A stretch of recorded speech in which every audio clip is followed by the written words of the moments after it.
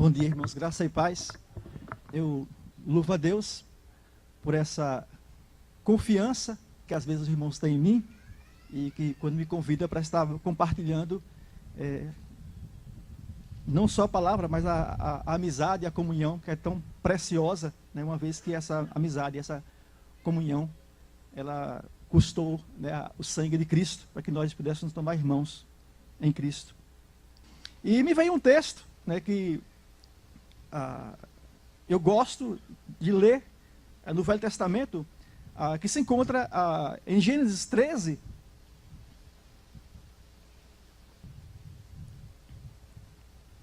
a partir do verso 1, diz assim: Saiu, pois, Abrão do Egito para o Neguebe, ele, sua mulher e tudo que tinha, e Ló com ele. Era Abrão muito rico, possuía gado, prata e ouro. Fez as suas jornadas do Neguebe até Betel, até o lugar onde primeiro estivera a sua tenda, entre Betel e Ai, até o lugar do altar que outrora tinha feito. E aí Abraão invocou o nome do Senhor.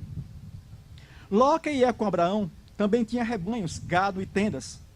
E a terra não podia sustentá-los para que habitassem juntos, porque eram muitos os seus bens, de sorte que não podiam habitar um na companhia do outro. Houve contenda entre os pastores do gado de Abraão e os pastores do gado de Ló. Nesse tempo, os cananeus e os fariseus habitavam essa terra.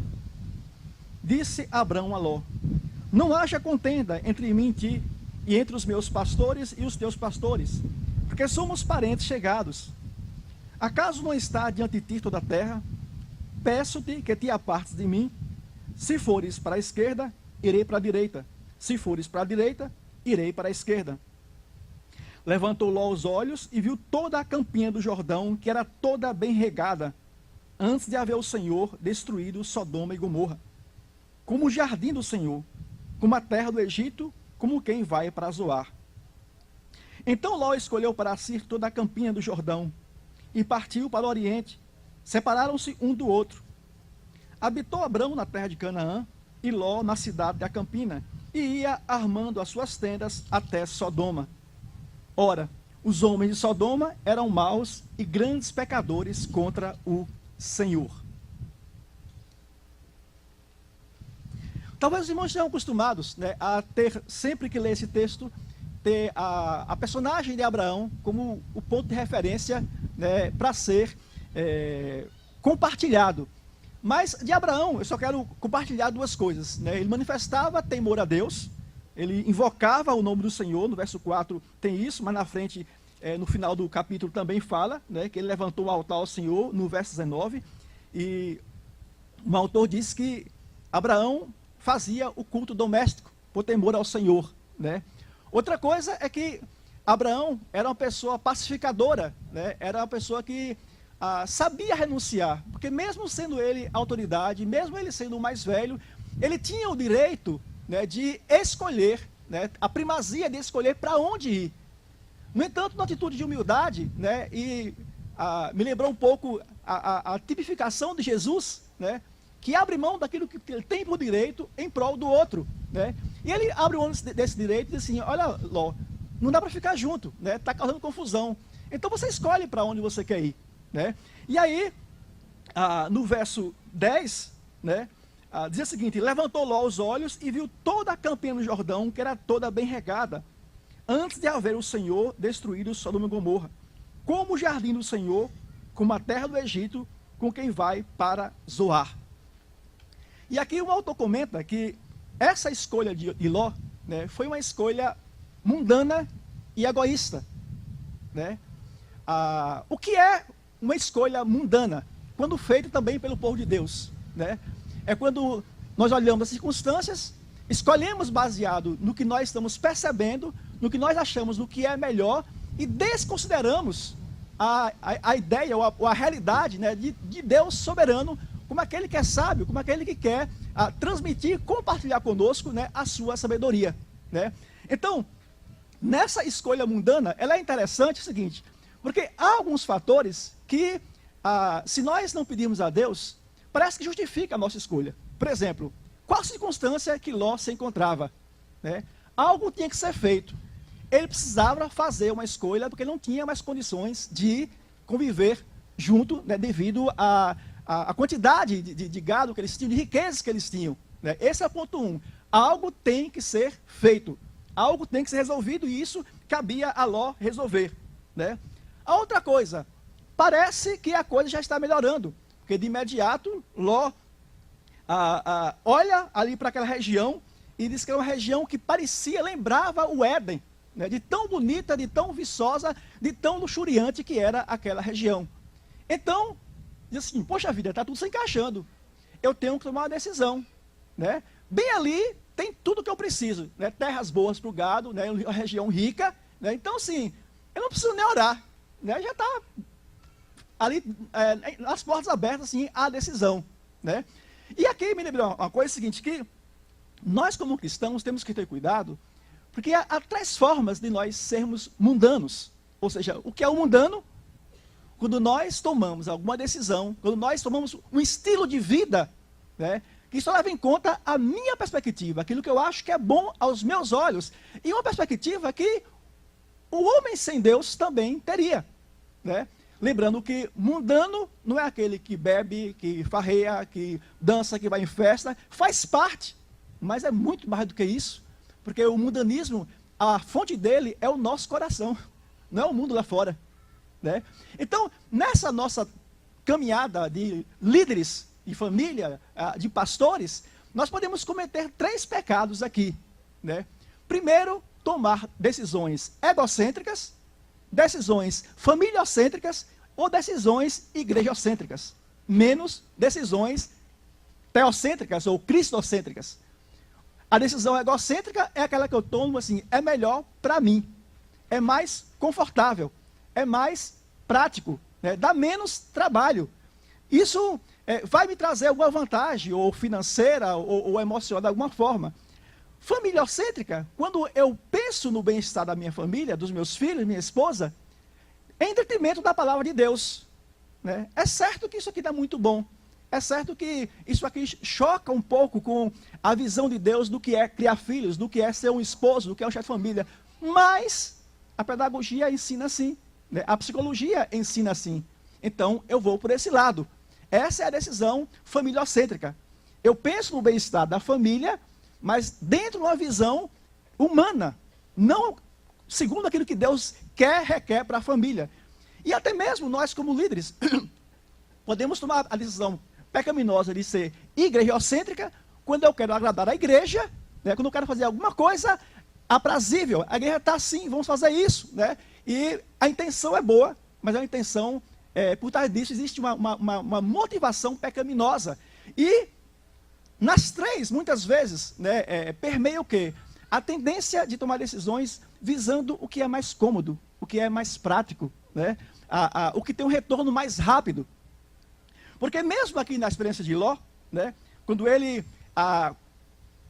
comete o pecado da concupiscência dos olhos, a concupiscência da carne, assim, aquilo que é aprazível para o meu bolso, ele já tinha uma condição, e para a região que ele ia, era favorável para que ele enriquecesse mais ainda, porque era uma região luxuriante. Né? Outra coisa é que as decisões mundanas, familiocêntricas ou egocêntricas, elas são perigosas porque elas acontecem lentamente. Um autor comenta que o mundanismo ele vem para a igreja ou para a nossa vida como uma maré, nem sempre como uma onda grande que derruba. Ela vem aos poucos. Né? E o texto diz, no verso 12, que diz assim: habitou Abrão na terra de Canaã, e Ló nas cidades da campana, e ia armando as suas tendas até Sodoma.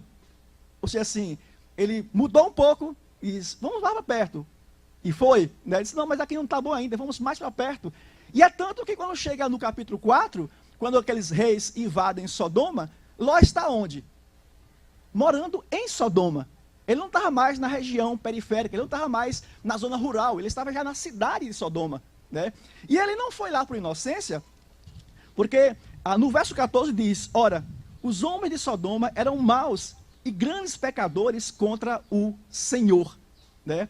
Lembrando que esses homens eram maus, e apesar da ênfase, né, na questão da sodomia, do pecado do homossexualismo, não era só isso que acontecia em Sodoma, né?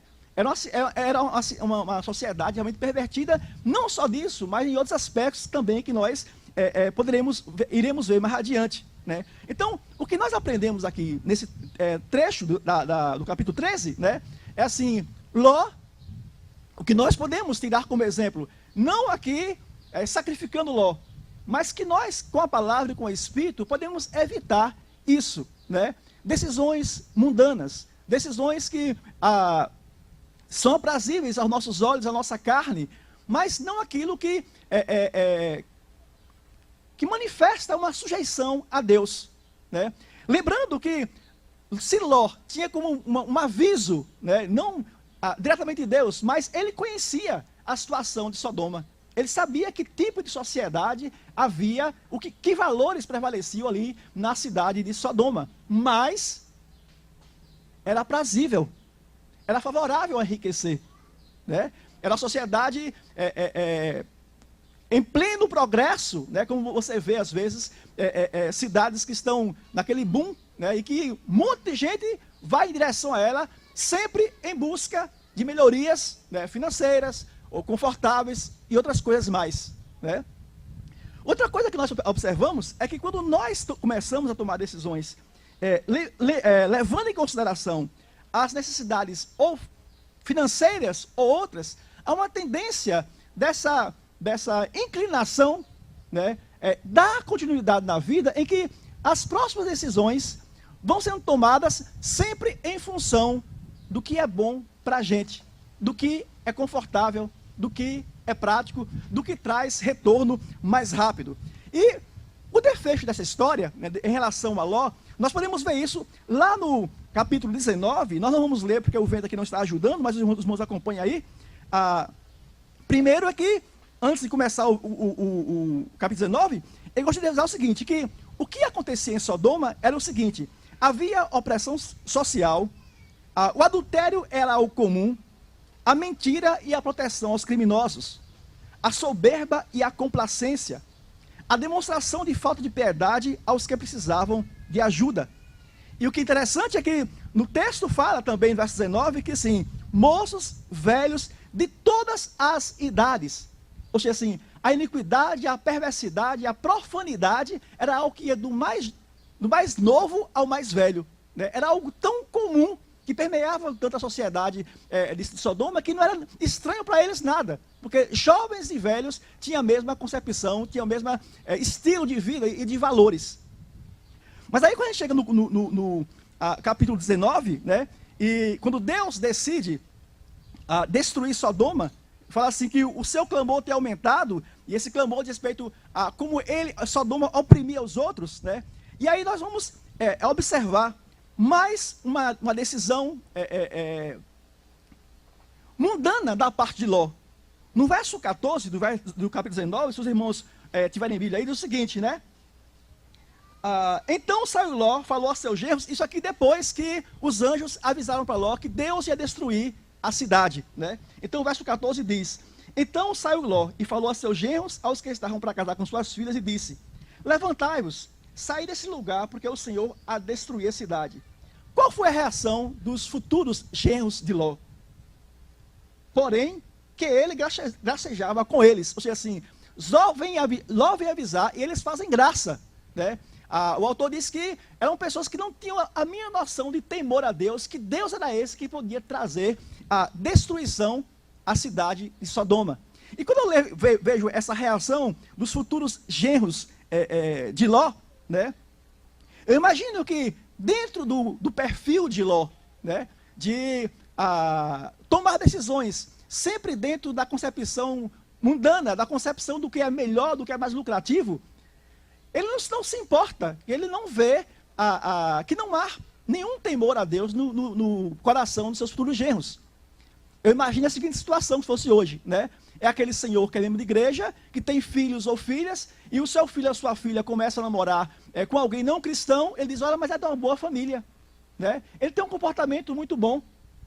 Então, assim, só falta aceitar Jesus, né? Mas você não vê ele de bagunça, você não vê ele em bebedeira, então eu acho que dá para a gente fazer uma concessão aqui e deixar acontecer. E se tivesse um bom salário, melhor ainda, né? Fica mais bom moço ainda, se for um poder aquisitivo maior, né? De repente que tem um carro, alguma coisa assim, né? Que tem uma boa casa. Então Ló disse, olha, que bom, é boa família, vem para cá, né? É bem chegado, né? E aqui, eu não sei se os irmãos já tiveram a oportunidade de, às vezes, aconselhar, né? Eu tive a oportunidade de fazer isso 2 vezes, né? De alguém vir e disse, Cláudio, olha, tem alguém interessado, assim, papapá, é uma boa pessoa, mas não é cristão. Eu digo, não, a gente não faz concessão. Olha, a palavra de Deus diz que não pode haver comunhão. Pode ser o mais santo, o mais católico, o mais fervoroso, o mais aparente piedoso, mas se não tem Cristo, não pertence à família de Deus. Mas se você já vem dentro de uma perspectiva, né, de fazer concessão em relação que ameniza os avisos de Deus, você termina cedendo. Né? E foi isso que aconteceu com Ló aqui no capítulo, versículo 14. Quando chega no 16, nós vemos o seguinte, verso 15. Ao amanhecer, apertaram os anjos com Ló, dizendo, levanta-te, toma tua mulher e tuas 2 filhas que aqui se encontram, para que não pereças no castigo da cidade. Como, porém, se demorasse, pegaram-no os homens pela mão, ele, a sua mulher e as 2 filhas, sendo-lhe o Senhor misericordioso, e o tiraram e o puseram fora da cidade. Quando eu li isso aqui, eu imaginei aqui, irmãos, assim, Ló, como aquele membro de igreja, né, que tem 40 anos, tem 50 anos, mas que se eu dar uma olhada na ficha corrida dele, você percebe que ele continua mundano, ele continua avarento, ele continua carnal, as suas decisões sempre em função do material e nunca do espiritual. Porque Ló tinha passado uma experiência, né, anteriormente, né, quando a cidade de Sodoma foi invadida, que Abraão teve que socorrê-lo, mas aqui o texto diz o seguinte, como se demorasse, mesmo com o aviso dos anjos do Senhor, né, é como se, Senhor, rapaz, deixar tudo isso aqui que a gente passou a vida para conseguir, né, e é obrigado que literalmente os anjos peguem na mão de Ló, e aí você vê a misericórdia de Deus, né, porque se você dizer, quer ser consumido, fica aí, né, receba o castigo de Deus, né, mas os anjos são misericordiosos, e eles pegam no braço de Ló, e praticamente força eles, com a sua esposa, a sair daquela cidade, né. Havia amor pelas posses, e por isso ele quase foi destruído. O que o salvou foi o quê? A misericórdia do Senhor. A compaixão de Deus o salvou, né. Aí no verso 24 e 25, nós vemos sobre a destruição de Sodoma, né, o juízo de Deus, a prefiguração, a antecipação do futuro juízo final, né, que Deus virá, né, castigar o mundo que o rejeitou, né. Mas no verso 26, a gente vê a tão famosa cena, que sempre nos lembra, né, que diz o seguinte, né, e a mulher de Ló olhou para trás e converteu-se numa estátua de sal. Quando a carnalidade, a mundanismo, nenhum só, a coisa já é feia. Mas quando o casal é mundano, a coisa fica mais feia ainda, porque há uma cumplicidade pecaminosa, né? Ló saiu arrastado de Sodoma, né? E a sua mulher diz, olha, eu preciso dar uma primeira olhada para me ver, né? Porque o coração está partido, e eu preciso ter a outra imagem da minha casa, dos meus bens que está ficando ali, né? Mas havia um aviso que dizia o seguinte, não olhe para trás, né? E ali, em relação à mulher de Ló, a justiça de Deus é retida, a misericórdia de Deus é retida, e a misericórdia se manifesta, e ela é convertida numa estátua de sal, né? Como é importante nós estarmos preocupados, né, de não nos tornarmos um ponto de referência negativo para o cristianismo, para a igreja, né? Mais tarde, lá se não me engano, em Lucas 17, quando Jesus disse, olha, lembrai-vos da mulher de Ló, não haja como ela, mas não é que não haja como ela, não tenha o coração como o dela, né? Nem o coração como o de Ló, que possa ser que você não seja alcançado pela misericórdia, e sim pela justiça de Deus, e você vai ser fulminado de alguma forma, né? É isso que acontece, né? E aí parece terminar a saga de Ló e sua família, mas não é assim. Ainda no verso 17 tem o seguinte, havendo-os levado fora, disse um deles, livra-te, o anjo falando para Ló, né? Salva a tua vida, não olhes para trás, nem pares em toda a campina, foge para o monte para que não pereças. Respondeu Ló: assim não, Senhor meu, eis que o teu servo achou mercê diante de ti, e engrandeceste a tua misericórdia, que nos mostrasse, salvando minha vida. Não posso escapar no monte, pois receio que o mal me apanhe e eu morra. Eis aí uma cidade perto para a qual eu possa fugir, e é pequena. Permita que eu fuja para lá. Porventura não é pequena, e nele verá a minha alma. Outra característica terrível aqui de Ló é o seguinte: é aquele tipo de cristão que ele sempre questiona quando ele recebe orientação. Mas e isso? Mas se eu fizer assim? Agora imagine a situação, né? A cidade prestes a ser destruída, o anjo literalmente puxando Ló para fora, para que se apressasse, e ele ainda se acha calma suficiente para contra-argumentar com o anjo para onde seria melhor ele ir. Numa atitude de descrença, ou seja, a escolha que ele faz é dirigida pelo medo aqui. É melhor que eu vá para esse lugar, que eu não vá para um lugar isolado, né? Somente porque está na Bíblia, e você acredita, né, que não há uma pessoa numa situação dessa, que está a sua vida literalmente pelo fio, ainda acha disposição para contra-argumentar com Deus. E o pior é que isso não é tão raro assim, não.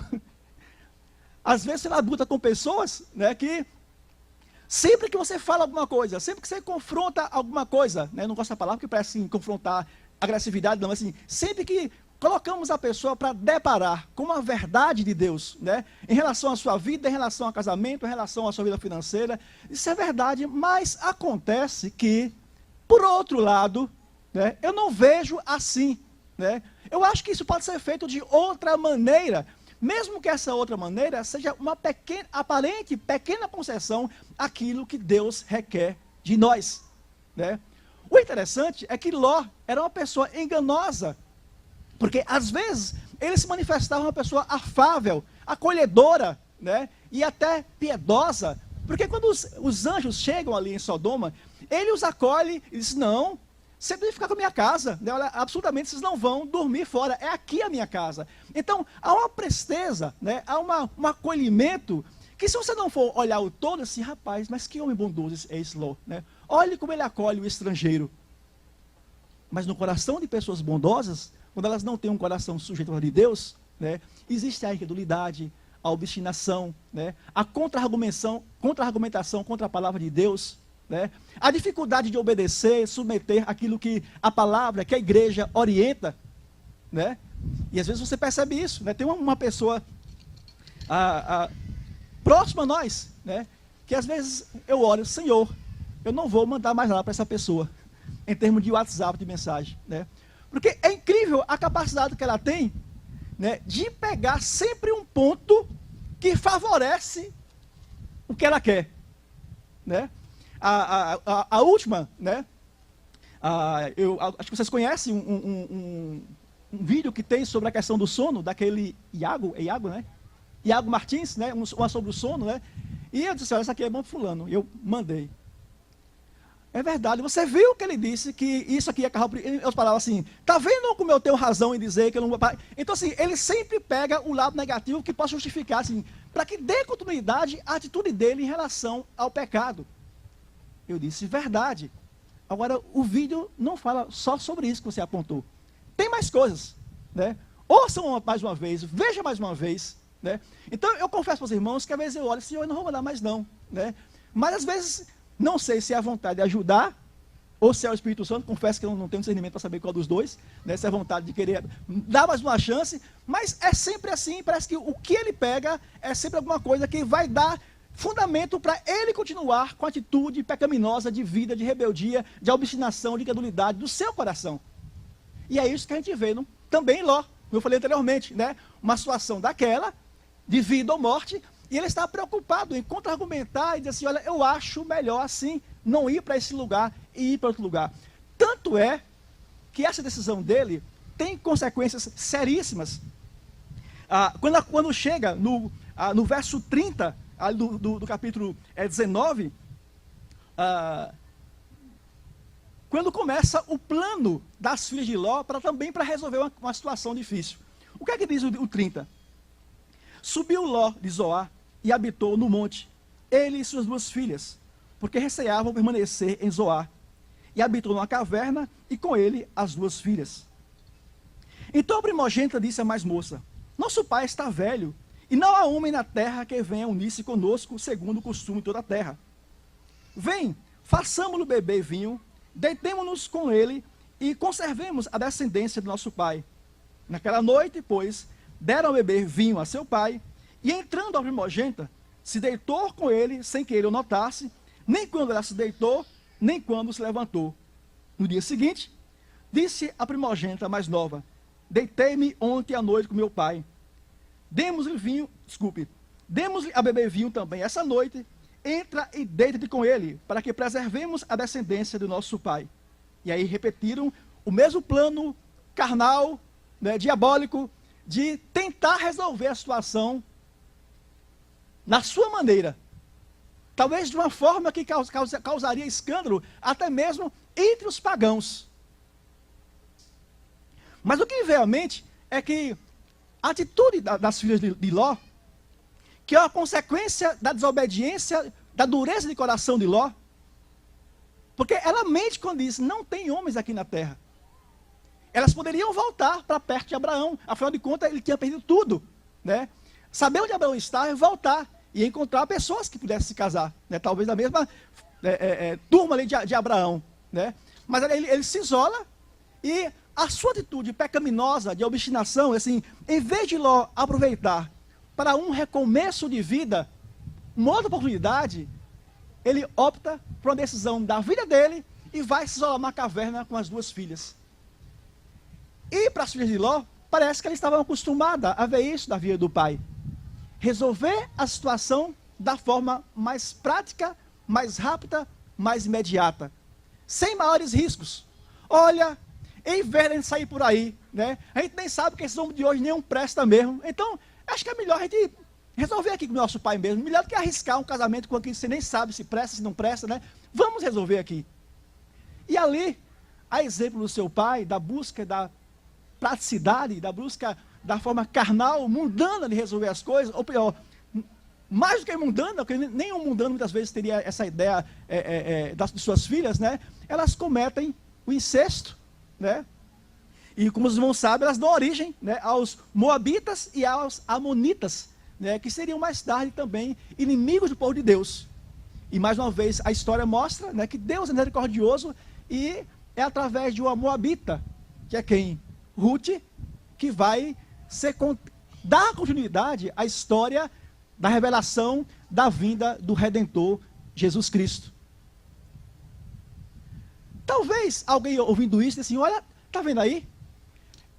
Ló pecou, suas filhas pecaram, né? Mas Deus é tão misericordioso que mesmo assim salvou uma moabita, mesmo assim permitiu, né, que a genealogia de Jesus estivesse dentro dessa genealogia pessoas pagãs. Meus irmãos, a gente não deve tentar a Deus. Não devemos tentar colocar Deus contra Deus. Não devemos perverter o que é a misericórdia de Deus. Só Ele sabe como deve ser colocada em prática essa misericórdia.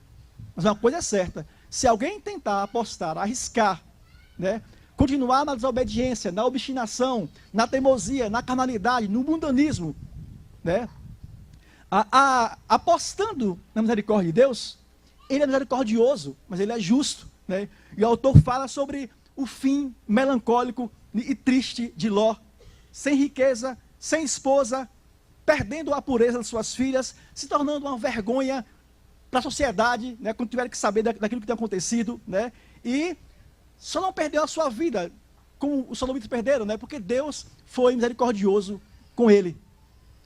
O que nós queremos compartilhar com os irmãos, através dessa meditação, através de um exemplo para não ser seguido, né, porque esse é o exemplo da pessoa que, mesmo dizendo-se cristão, no caso de Ló, ele não era cristão na compreensão de hoje, mas era alguém que participou ali um pouco da comunhão com alguém que era temente, porque no texto que nós lemos ali no capítulo 3, né, fala sobre 2 vezes que nós falamos que Abraão, né, invocava o Senhor, né, e mesmo errando, mesmo pecando, mas havia sempre uma volta para o Senhor. Havia sempre uma lembrança da aliança, do pacto que Deus tinha feito com Abraão, né? Nós precisamos aprender a orar para que Deus resgate no nosso coração o temor verdadeiro a Deus. Que muitas decisões que nós tomamos, a forma como nós administramos a nossa vida, o nosso casamento, a nossa família, né?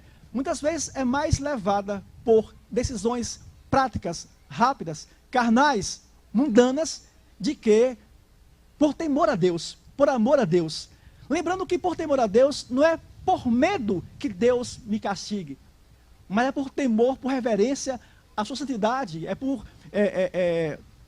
reconhecimento, né, que Ele, sendo o nosso Deus, aquele que, sendo a Trindade, né, manifesta um amor tremendo por um povo e, da forma voluntária, seu filho vem, dá a sua vida, né, literalmente, se humilha, mas volta, está ao lado do Pai, intercedendo e administrando a sua igreja, envia o Espírito Santo de Deus para estar ministrando aos nossos corações a compreensão correta, a iluminação correta, para que nós, quando lermos textos como esse, da pessoa de Ló, né, louvar a Deus por Jesus Cristo. Primeiramente porque, se nós lembramos que há um juízo certo que vai acontecer, e destruição, não mais de uma cidade, mas da humanidade, não temente a Deus, nós não precisamos temer mais esse juízo. Mas o fato de não precisar mais temer o juízo final, não quer dizer que não tenhamos que ter temor nenhum a Deus, né? Lembrando que o processo de aproximação de Ló, né, de uma sociedade pagã, só para terminar, irmãos, nós temos que lembrar o seguinte, há coisas específicas nessa história, né? Assim, a motivação de Ló, o porquê que ele tomou essas decisões, porque às vezes, né, Deus envia pessoas, né, para o meio de pagãos, mas é algo que faz parte do seu plano, né, do seu chamado, algumas pessoas, né? Deus enviou José para morar no Egito, uma nação pagã, mas era um plano específico de Deus para a vida de José. Deus enviou Jonas para Nínive, mas era um plano específico de Deus para a cidade de Nínive, através de Jonas, desculpe. Em Ló, a coisa é diferente, né? São decisões egocêntricas, né, que ferem até a indiferença para com o bem-estar da família. Ele pensou na prosperidade, ele pensou no dobrar a riqueza, ele disse assim, olha, mas eu estou levando a minha família para perto de uma geração corrompida, uma sociedade perversa. Como eu falei, lembrando que não era só a questão do homossexualismo, era a natureza da sociedade de Sodoma era perversa, era iníqua. E era algo que permeava do mais novo ao mais velho. Era algo comum a profundidade, era algo comum o pecado ali naquela cidade. Mas Ló achou que era mais interessante pensar em ter mais, em querer mais, lembrando que nem sempre a riqueza é a nossa tentação. A nossa tentação é aquilo que é aprazível ao meu ego, à minha vontade e às vezes à minha família. Olha, Cláudia, graças a Deus estou livre disso aí, porque eu não sou uma pessoa ambiciosa, mas você não está livre do mundanismo e da carnalidade, né? Às vezes você vê uma pessoa e diz assim, puxa vida, né? Essa pessoa tão mundana, e você vê outra toda certinha, toda bem comportadinha, toda bem vestida, mas além do bem vestido está o mundano também. Às vezes não é a roupa, às vezes não é a riqueza, mas tem algo que tenta, algo que desvia, né, e que torna essa pessoa, né, egocêntrica, ou familiocêntrica, ou igrejocêntrica, quando Deus não é o centro da vida, né? Que Deus, sendo misericordioso como Ele sempre é, né, nos faça identificar se há mundanismo em nós, se há egocentrismo em nós, eu sei que há, se há familiocentrismo em nós, né, se há igrejocentrismo em nós, né? E aí iremos, para encerrar, porque na verdade eu fiz esse rodeio todo para, esquecendo disso, né, para compartilhar a minha preocupação sobre a questão, o que tem permeado as nossas orações, e principalmente as orações dos pais e mães de família, né? Por que eu digo isso? Porque eu me reúno com alguns casais e às vezes eu converso alguns assuntos, né? E às vezes peço a pessoa para orar, o esposo, e eles oram por várias coisas. menos por aquilo que foi ministrado, que às vezes é a necessidade real daquela família, daquele lar. O que eu quero dizer é o seguinte, é que quando as nossas orações, elas não estão afinadas dentro do propósito de Deus, nem sempre ela é a oração que agrada a Deus, né? E eu digo por quê? Lá no catecismo, no breve catecismo, na pergunta 98, que é a preparação para a exposição da oração do Senhor, diz o seguinte: o que é oração? Oração é um oferecimento dos nossos desejos a Deus. Oba! Aí vem a segunda parte. Por coisas conforme com a sua vontade. A vontade de quem? De Deus. Em nome de Jesus Cristo. Aí aqui a coisa já muda. Coloque os seus desejos diante de Deus. Isso é bíblico. Desejos conforme o quê? A vontade de Deus. De alguém cristão. De alguém que teve o seu coração transformado. De alguém que é guiado pelo Espírito, de alguém que aprendeu, por ouvir a palavra e por pedir ao Espírito Santo, identificar os desejos carnais, enganosos, ambiciosos, né, egocêntricos, porque muitas vezes você ora pelo seu filho, né, e é uma oração carnal. Você quer o bem-estar do seu filho de uma forma carnal. Você quer que seu lar seja abençoado de uma forma carnal. Por exemplo, quem aqui não quer ter filhos abençoados? Filhos tementes a Deus, né? Filhos piedosos. Todos os casados e todos os que irão se casar devem ter esse desejo. Mas às vezes eu oro a Deus para que os meus filhos sejam bonzinhos, sejam crentes fiéis a Deus.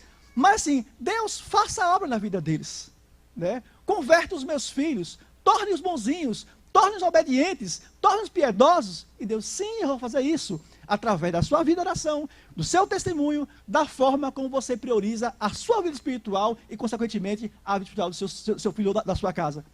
Está vendo como o coração é enganoso, irmãos? Você faz uma oração linda, você pede bênção para a sua família, você pede bênção para a sua igreja e tal. Ele diz assim, eu quero abençoar. Mas você é o instrumento da bênção, você é o meio da bênção, né? Deus não anula, Deus nos fez seres responsáveis, né?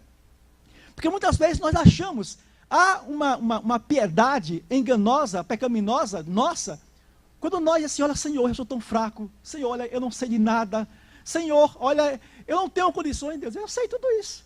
Você dizer para mim? Eu sei tudo isso.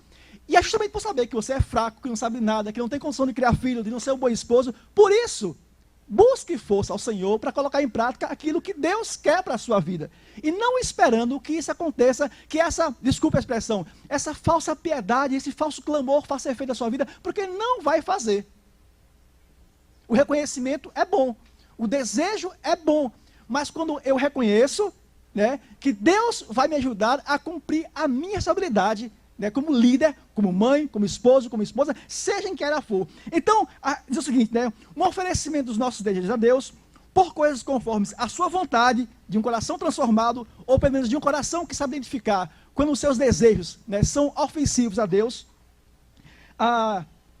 em nome de Cristo, né, aqui, só isso aqui daria uma outra reflexão, né, o que significa orar em nome de Cristo? E aqui muitas vezes, infelizmente, esse engano acontece até entre nós cristãos. Aqueles que os usam em nome de Jesus, como se fosse uma palavra mágica, que tudo vai acontecer, porque eu coloquei o nome de Jesus no início e no fim. E não é assim. O nome de Jesus Cristo não é uma palavrinha mágica. Em nome dele, só para nos relembrar, significa o quê?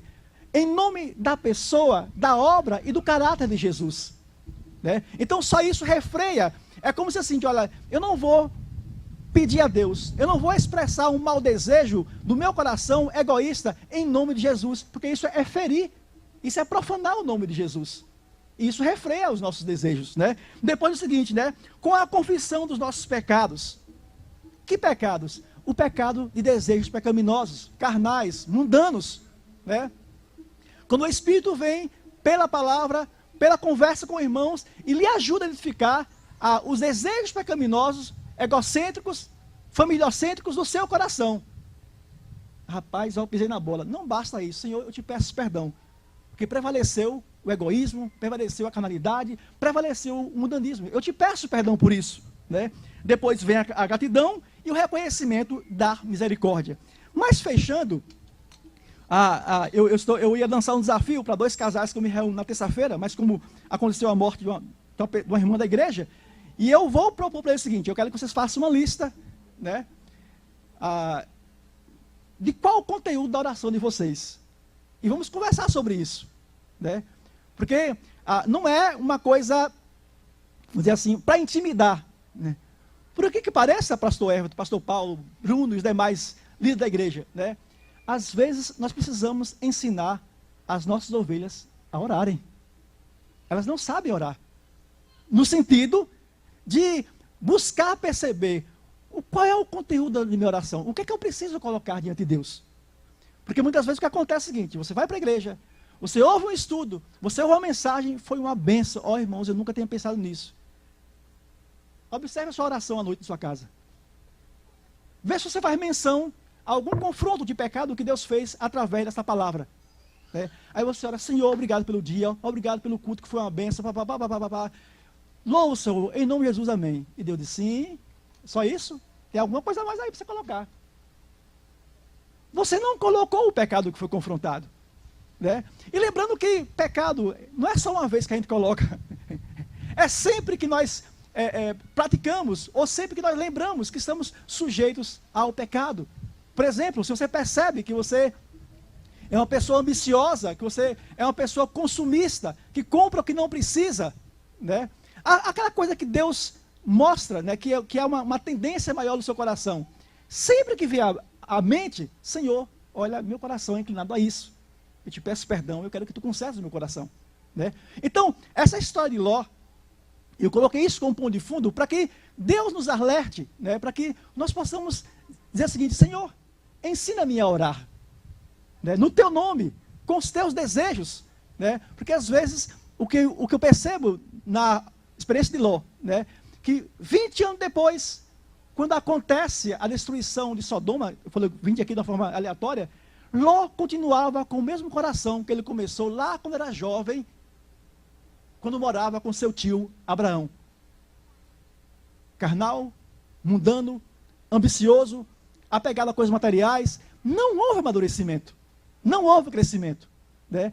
E oração, eu creio que ela tem esse propósito: nos levar ao crescimento espiritual. Então, temos que observar o conteúdo da nossa oração, temos que fazer um flashback, assim: olha, será que eu estou orando ainda como 10 anos atrás, nas mesmas coisas? É claro que alguns pedidos são permanentes, mas outros têm que mudar, porque às vezes são pedidos que manifestam a nossa maturidade, né, a nossa carnalidade, e eles precisam ser mudados na nossa vida.